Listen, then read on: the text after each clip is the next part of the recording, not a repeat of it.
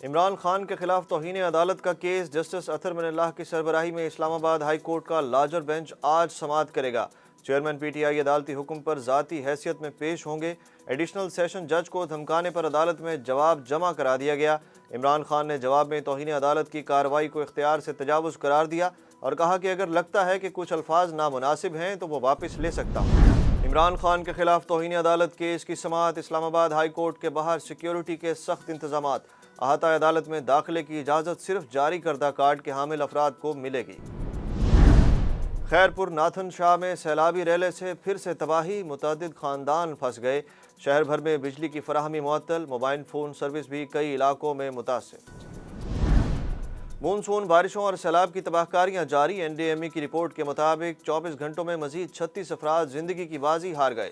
بارشوں اور سیلاب سے اب تک جاں بحق ہونے والے افراد کی تعداد 1162 ہو گئی۔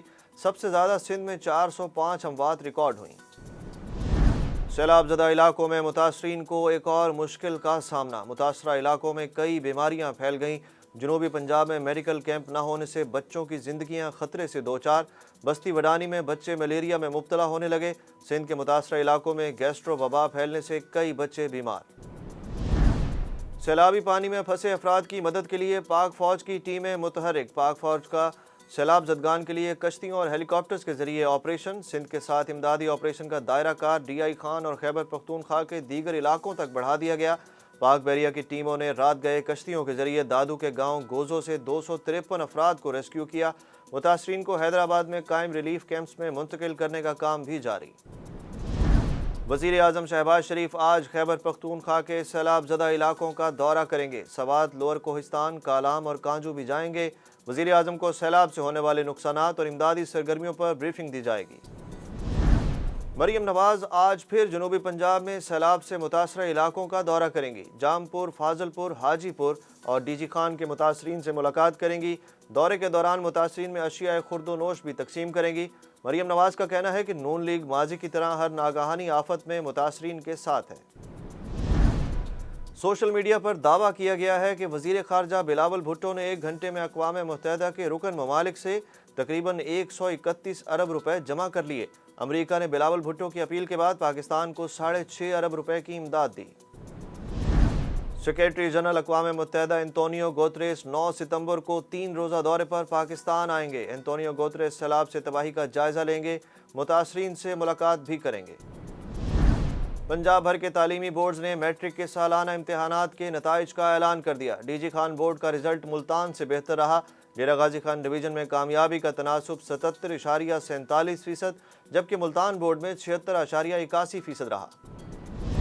کورونا کے مہلک وار نہ رکے خطرناک وائرس، آج بھی 6 جانیں نگل گیا۔ گزشتہ 24 گھنٹوں کے دوران کورونا کے 227 کیسز رپورٹ۔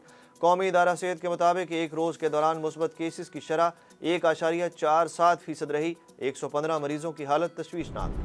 عمران خان کی سابق اہلیہ جمائمہ گولڈ سمتھ نے پاکستان میں سیلاب متاثرین کی امداد کی اپیل کر دی۔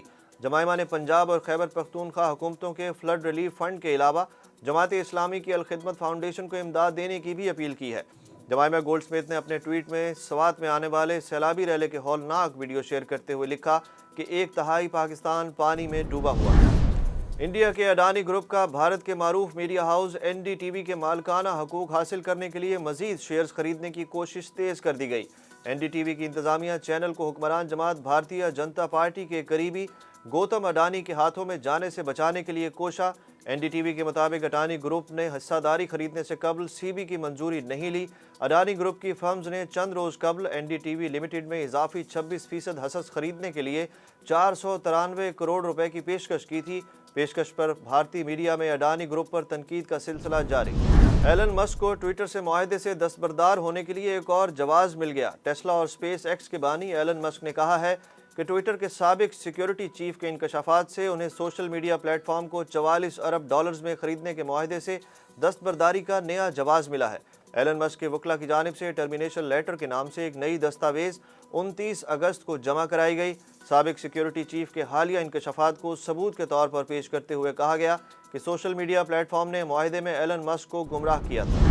افغانستان کے دارالحکومت کابل میں خاتون ڈاکٹر شکریہ الکوزئی کو اغوا کے بعد قتل کر دیا گیا۔ خاتون ڈاکٹر نے اپنے قتل کے خدشات کا اظہار کیا تھا۔ انہیں ایک ہفتہ قبل گھر سے اغوا کیا گیا۔ افغانستان نے ایشیا کپ کے سپر 4 مرحلے کے لیے کوالیفائی کر لیا۔ افغانستان نے بنگلہ دیش کو 7 وکٹوں سے شکست دے دی۔ بنگلہ دیشی ٹیم 20 اوورز میں صرف 127 رنز بنا سکی۔ برطانوی شہزادی لیڈی ڈایانا کو دنیا سے رخصت ہوئے 25 برس بیت گئے۔ خوش لباس اور پرکشش ڈایانا کی یادیں کروڑوں دلوں میں آج بھی زندہ ہیں۔